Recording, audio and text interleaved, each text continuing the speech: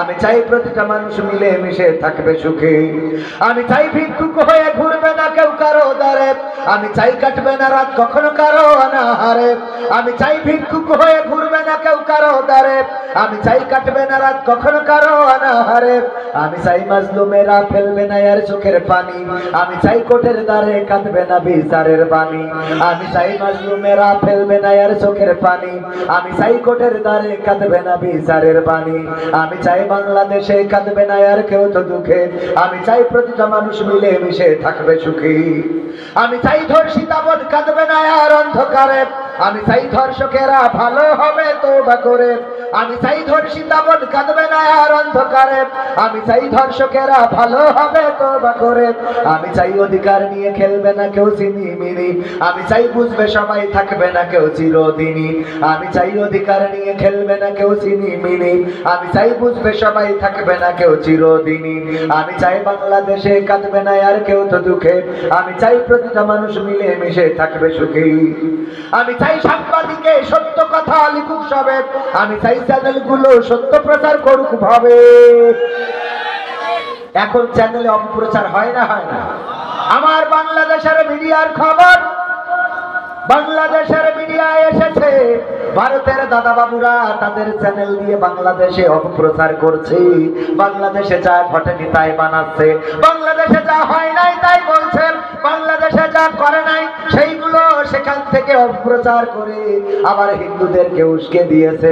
ওই পারের হিন্দুরা বলছে চলো চলো বাংলাদেশ চলো, এই বলে আন্দোলন করছে। শুনেছেন না শোনেন নাই? তারা বলছে এই দেশে নাকি সংখ্যালঘু নির্যাতন হচ্ছে। আমি বলি এই দেশে সংখ্যালঘু নয়, বরং এই দেশের সংখ্যাগরিষ্ঠ যারা তারা নির্যাতিত হচ্ছে। সংখ্যাগরিষ্ঠ কারা? কারা? মুসলমান। কারা? দেখেন মুসলমানেরা সংখ্যাগরিষ্ঠ কেমন করে নির্যাতিত হচ্ছে।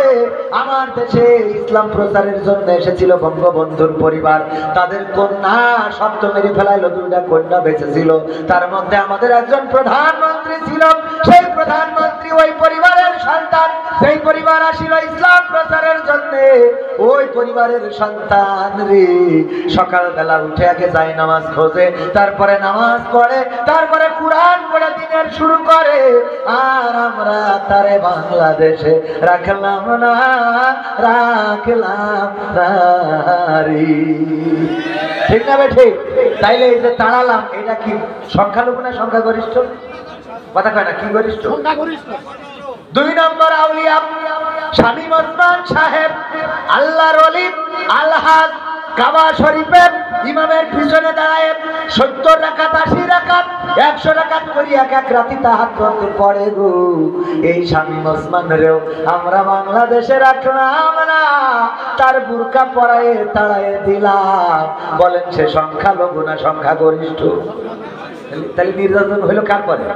3 নম্বর আউলিয়া ওবাইদুল কাদের কাকা, কত বড় পরহেজগার, কত বড় আউলিয়া। আমাদের বলল এই মোবাইল কে দিয়েছে? ঠিক না বেঠে? আমাদের মোবাইল দিল, ঘরে ঘরে চাকরি দিল, 10 টাকা চাল খাওয়াইলো। এই সব করার পরেও আমরা এই পরহেজগারকে বাংলাদেশে রাখলাম না। বলিল যে ঠাকুরগাঁয়ে ফখরুল ইসলাম আলমগীরের বাসায় যেয়ে উঠবে, সেখানেও জায়গা দিলাম না। তাইলে বলেন দেখি ওবাইদুল কাদের কাকা সংখ্যালঘু না সংখ্যাগরিষ্ঠ? তাহলে কয়জন গেল? 4 নম্বর দরবেশ বাবা সালমান এফ রহমান, আল্লাহর ওলি, গতবার রমজান মাসে যে স্ট্যাটাস দিলে কাবা ঘর থেকে, যে কাবার ইমাম যেখানে দাঁড়াইছে তার বরাবর পিছনে আমি দাঁড়াই ইতিকাফ করতেছি। কত বড় পরহেজগার দরবেশ সালমান এফ রহমান, জানেন কিনা?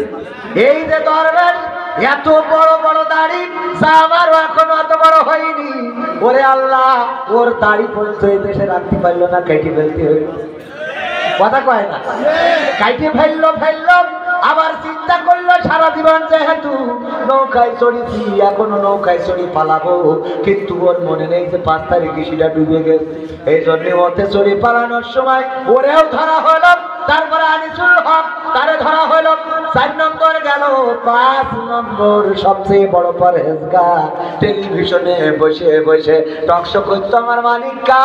আগে চিন্তা করলে আমি তো ভালো ছিলাম না, এখন নতুন করে টুপি মাথায় তেলে দাড়ি দাও রাখলো, রাখার পরে বর্ডারে যাওয়ার পরে মানুষ পিসি নাকি খুলে দিয়েছে। তাহলে নির্যাতন হয়েছে না হয় নাই? ও যখন ধরা খেয়ে টুপি পাশে ছিল না ছিল না, মুখে দাড়ি ছিল না ছিল না, তাহলে সেও একজন মুসলমান পীর আর ওলিয়া উলিয়ার পর্যায়ে পৌঁছে গেছে দাড়ি টুপি রেখে। এরও আমরা দেশে মানে ডাইরেক্ট ফাটাই ফেলে দিতেছে। তাহলে আমরা নির্যাতিত করছি কাদের? কথা কয় না কাদের? আর আমার হিন্দু ভাইয়েরা চট্টগ্রামের আমার সাইফুল ইসলাম আলিম অ্যাডভোকেট, তাকে কুপিয়ে কুপিয়ে হত্যা করলো, মেরে ফেললো।